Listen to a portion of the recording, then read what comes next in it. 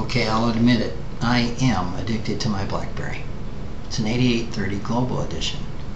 It adds ease, connectivity, mobility, and convenience to everything I do.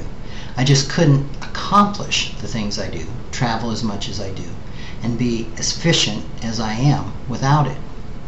So when an employee of the Hyatt Regency Bonaventure in Weston, Florida, decided that he or she needed my Blackberry worse than I did, pretty much ruined the better part of my week. How can I be so sure who stole my Blackberry? Well, when I attended an educational session at the hotel, I put my Blackberry on the table in front of me, as I usually do. I use my Blackberry to take notes during sessions, give myself to-dos, and communicate by email with my staff. This particular session, Ted Klontz and I were the last people to leave the room. As we left, employees were hurrying in to get the room ready for the next session. As we walked down the hallway, I discovered that I'd left my Blackberry on the table. I returned to find about 20 crew people running all over the room. There were no tables or chairs remaining, and there was no one who would admit to seeing my Blackberry, even though less than 5 minutes had gone by.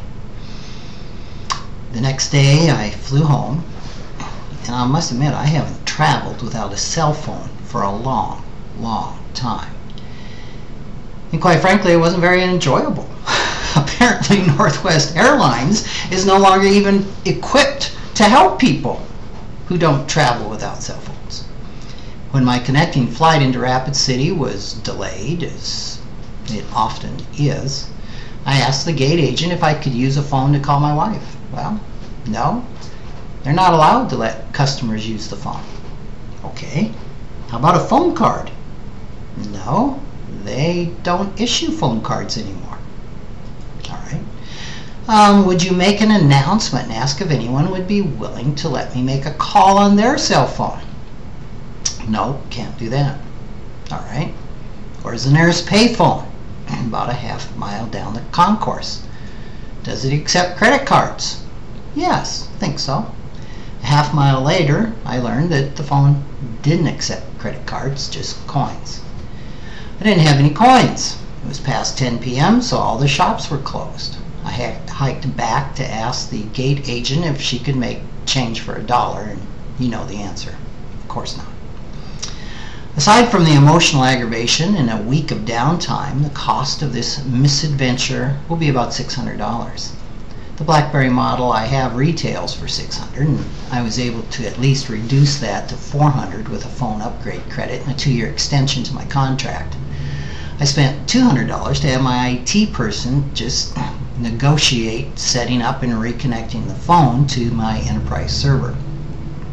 Now, I hadn't ever thought about insuring my Blackberry.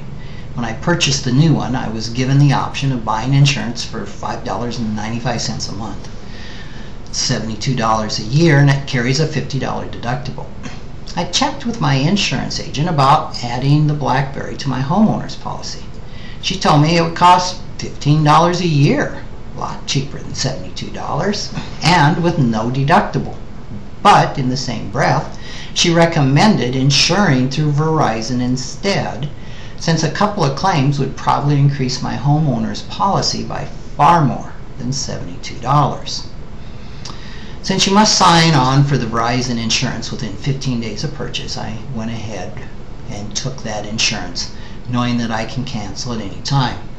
I typically keep a phone for about 3 years, and at $72 a year, I'm going to spend $216 in premiums plus another $50 if I lose it, for a grand total of $256, which would probably buy me a new phone.